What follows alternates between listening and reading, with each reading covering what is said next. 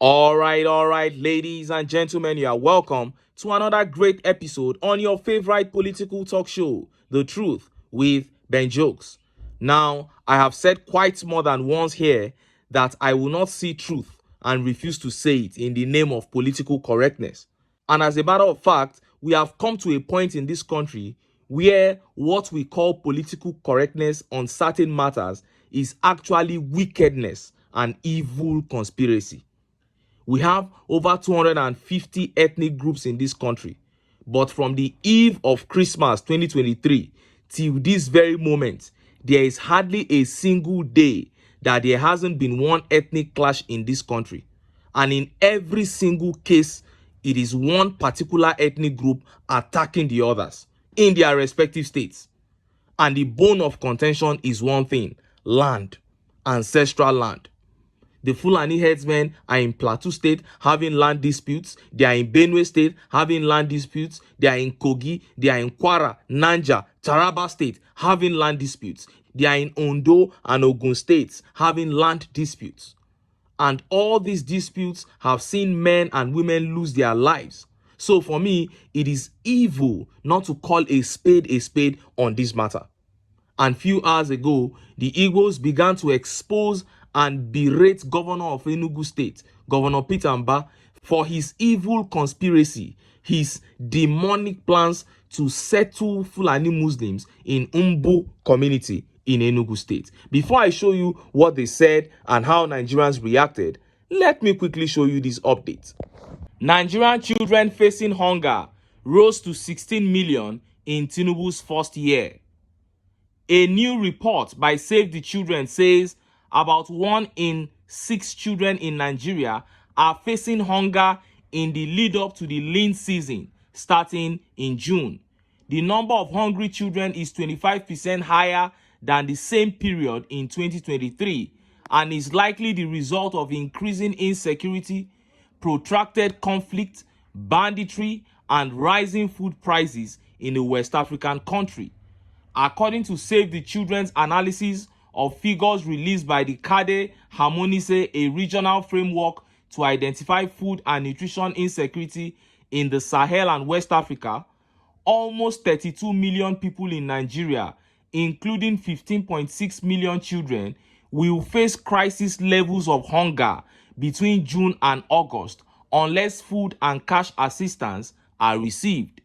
While hunger typically peaks in Nigeria during these months between harvests, a quarter more children are said to go hungry compared to 2023, suggesting that over 3.4 million additional children, on average 9,000 a day, have been plunged into hunger in the last year. Violent killings, attacks, and kidnappings by non-state armed groups and bandits in the country's north have affected food production, disrupted local markets, and caused farmers to flee their farms. According to the Association of Nigerian Farmers, so far this year, at least 165 farmers across Nigeria have been killed, mostly in Benue in the country's north-central region, which the UN has said is an emerging hotspot for farmer and herder conflict. An already dire hunger situation in the country is gradually going from bad to worse as violence, insecurity, and rising prices combine to leave over 15 million children hungry in Nigeria, said Duncan Harvey, Save the Children's country director for Nigeria. Hunger exists nationwide, but the situation in the north, where violence is rife, is particularly dire.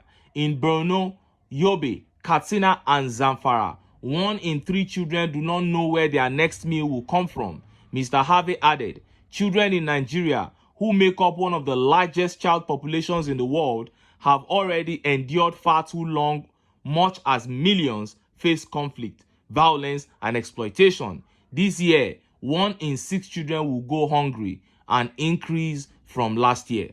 Urgent action must be taken to prioritize the need of children to stop this devastating trend and protect innocent lives. If not, armed groups will continue to carry out brutal attacks, drive up food prices, and push more families to starvation. You heard that. Now, away from all the lies and propaganda that you would hear from the likes of Bayo Ononuga, Reno Mokri, etc., this is one of the legacies of Tinubu's first year in office: hunger. And anyone who is out there on the street will tell you that the level of hunger in Nigeria is actually worse than what was described in this report. They said 1 out of 6 children are hungry in Nigeria. Oga, interview the children very well. You realize that the other 5 too are hungry. I'm telling you. And look at how Nigerians reacted. Look at some of the tweet reactions. Now, this first tweet is actually from a defeated Tinubu supporter, Kunle Brown. He said, no matter the policies in place, don't take food, medical and shelter from the table. It will blind the good plan for the future. Peace don't thrive in the place of hunger, especially hunger strikes inherited by present administration. If he opened borders at inception, this shame would have been abolished. Oh, it is really a huge shame that hunger has doubled under your watch. And this tweet by Ugo says, I hope these children survive to tell their stories of how the calamity enforced by the APC in Nigeria impacted their lives. What a tragedy. IPOB warns Enugu Governor Mbah over plans to turn Umbu community to Hausa Fulani settlement, import Muslims. The indigenous people of Biafra have accused Governor Peter Mbah of Enugu State of creating a crisis and increasing insecurity in communities in the state. The IPOB, which made the allegation in a statement issued on Tuesday by its media and publicity secretary, Emma Powerful, alleged that Governor Mbah hired the services of one Friday Nnaji to flood the Umbu community in the issues or local government area of the state with foreign Muslims. Powerful stated that the plan to change the demography of Enugu State's indigenous population will be resisted by IPOB and by extension Ndigbo. The IPOB spokesperson said that Governor Peter Mbah of Enugu State wants to create a crisis in the peaceful communities in Enugu State by importing terrorists into the state. He is desperate to fulfill the agreement he had with the Fulani movement called MACBAN, which includes creating Fulani settlements in Enugu State. This Fulani settlement agenda is being foiled by ESN. Governor Peter Mbah contracted the so-called Friday Naji to do the work for him. This Friday Naji is not the first Igbo Muslim, but his desperation to destroy the people by facilitating the import of radical Hausa Fulani Muslims into the peaceful communities in Enugu State will attract consequences. If Governor Peter Mbah and Friday Naji have converted to Islam, they can practice their faith without forcing it on entire communities in Enugu State.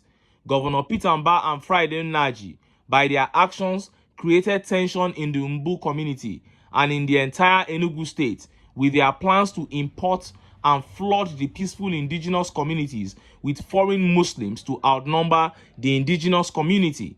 IPOB warned that he, Governor Mbah, must not endanger the security and safety of Enugu State indigenes and Alaigbo in his quest to fulfill his agreement with the Fulani movement.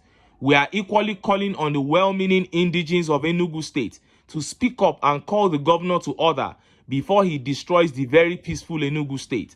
Accommodating foreign Fulani extremists is a recipe for disaster. IPOB will never allow this forceful change of demography to take place in any community in Alaigbo. Governor Peter Mbah and Friday Naji should abort their plans. Now, just the way I can move to any part of Nigeria, the Hausa Fulani man can relocate freely to the eastern part of Nigeria, do his legitimate business, pay his rent, no problem. But once you start hearing that a body or an authority is trying to set aside a portion on the earth or a community for Fulanis to come and dwell in group, resist it like a plague. And when you see updates like this, some people will try to gaslight you by saying Igbos are refusing to accommodate Muslims in the East while they are practicing Christianity in many parts of the North. And when I reply to such comments, I do so without mincing words.